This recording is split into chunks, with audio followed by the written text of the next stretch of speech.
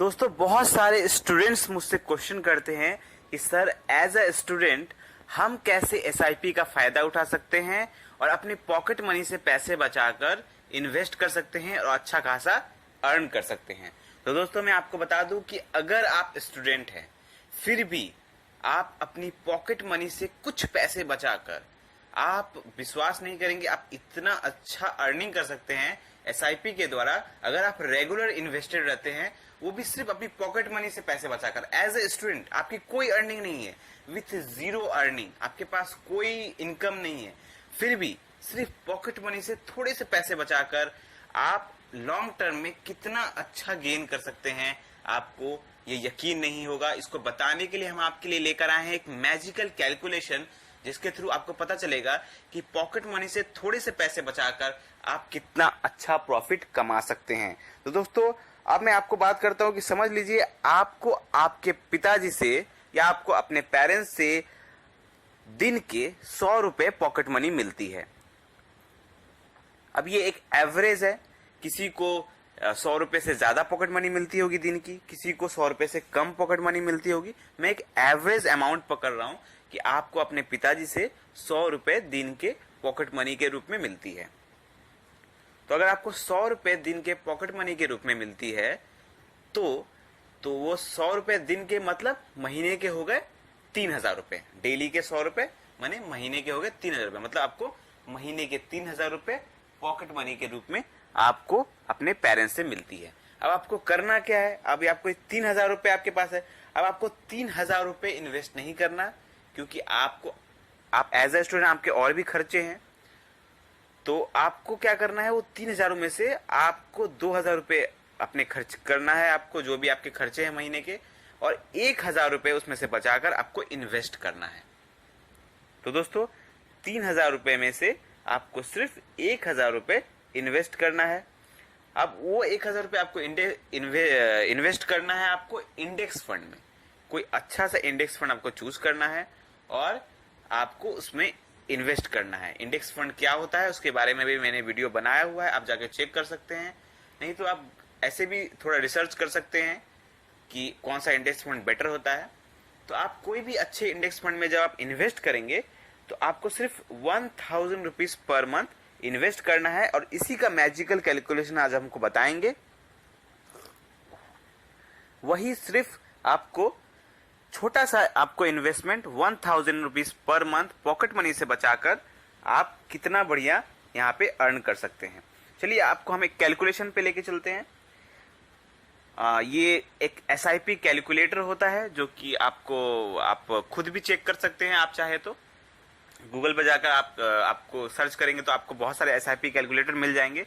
मैं आपको उसी के थ्रू आपको बताने वाला हूं। समझ लीजिए कि आप महीने के 1000 rupees as a student invest कर रहे हैं इंडेक्स फंड में एसआईपी के द्वारा। एसआईपी क्या होता है इसके बारे में भी मैंने बताया हुआ है। तो एसआईपी के द्वारा आपने इन्वेस्ट करना है आपको। अब आप कैलकुलेशन में आपको बता रहा हूं क्लियरली, बाकी आपको जो भी डाउट होगा वो आप हमें कमेंट में पूछ सकते हैं, उसे क्लियर कर देंगे हम। अब कैलकुलेशन के हिसाब से आप देखिए कि आपने इन्वेस्ट करना है 1000 रुपीज पर मंथ, आपको एसआईपी में इन्वेस्ट करना है इंडेक्स फंड में। जब आप लॉन्ग टर्म के लिए इन्वेस्ट करते हैं तो आपको नॉर्मली 15% रिटर्न मिल जाता है। अगर थोड़ा भी एवरेज भी अगर आपने अच्छा फंड सेलेक्ट किया है इंडेक्स फंड तो आपको 15% का रेट ऑफ रिटर्न मिल जाता है। तो अगर आप 1000 रुपीज पर मंथ इन्वेस्ट कर रहे हैं वो, और आपको टाइम पीरियड रखना है 25 ईयर्स, यानी कि 25 साल आपको इन्वेस्टेड रहना है इस अमाउंट पर 1000 रुपीज पर मंथ।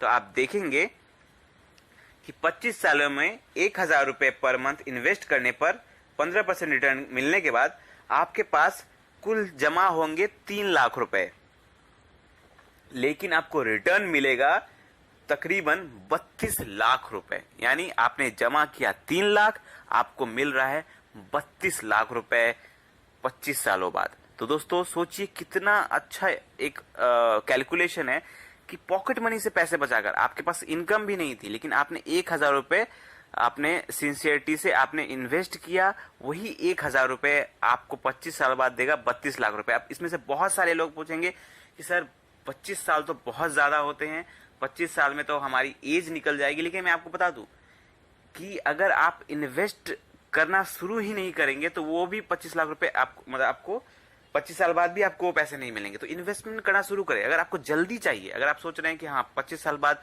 बहुत ज़्यादा है, तो आप ऐसा कर सकते हैं कि अभी आप पॉकेट मनी से पैसे बचाकर इन्वेस्ट कर रहे हैं। उसके बाद जैसे ही आप, जब आपको कुछ सालों बाद आपको जॉब लगेगी, तो आप उस इन्वेस्टमेंट को बढ़ा दीजिए। आप 1000 रुपीज पर मंथ इन्वेस्ट करे थे, आप 4000 या 5000 रुपीज पर मंथ इन्वेस्ट करना शुरू कर दीजिए। तो उससे क्या होगा कि आपको 25 साल नहीं लगेंगे, आप और जल्दी आप उस अमाउंट तक पहुंच जाएंगे, और हो सकता है ज्यादा अमाउंट तक पहुंच जाए। तो इसीलिए एज ए स्टूडेंट भी आपको इन्वेस्ट करना बहुत जरूरी है, क्योंकि जितना जल्दी आप इन्वेस्ट करेंगे उतना ही कम उम्र में आप एक बढ़िया अमाउंट तक पहुंच जाएंगे। अब 32 लाख रुपए तक आप अगर 1000 इन्वेस्ट करते हैं तो भी आप 32 लाख तक पहुंच सकते हैं।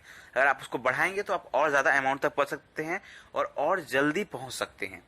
तो इसीलिए दोस्तों, और आप एज ए स्टूडेंट भी पॉकेट मनी से पैसे बचाकर अपना फ्यूचर सिक्योर कर सकते हैं। बाद में जाके अगर आपको अपना स्टार्टअप स्टार्ट करना है या आपको अपना बिजनेस स्टार्ट करना है, तो आपको ये पैसे बहुत काम देंगे। आपको बैंक से लोन नहीं लेना पड़ेगा, आपको किसी पे डिपेंड नहीं होना पड़ेगा कि हाँ मुझे पैसे दो ताकि हम कोई स्टार्टअप स्टार्ट करें या बिजनेस स्टार्ट करें। तो आप इन पैसों से अपना बिजनेस या स्टार्टअप स्टार्ट कर सकते हैं और अपना फ्यूचर सिक्योर कर सकते हैं। आपको कोई भी क्वेश्चन हो इस बारे में, हमें कमेंट पे पूछे, और वीडियो अच्छा लगा हो तो लाइक करें और चैनल को सब्सक्राइब करना ना भूलें। धन्यवाद।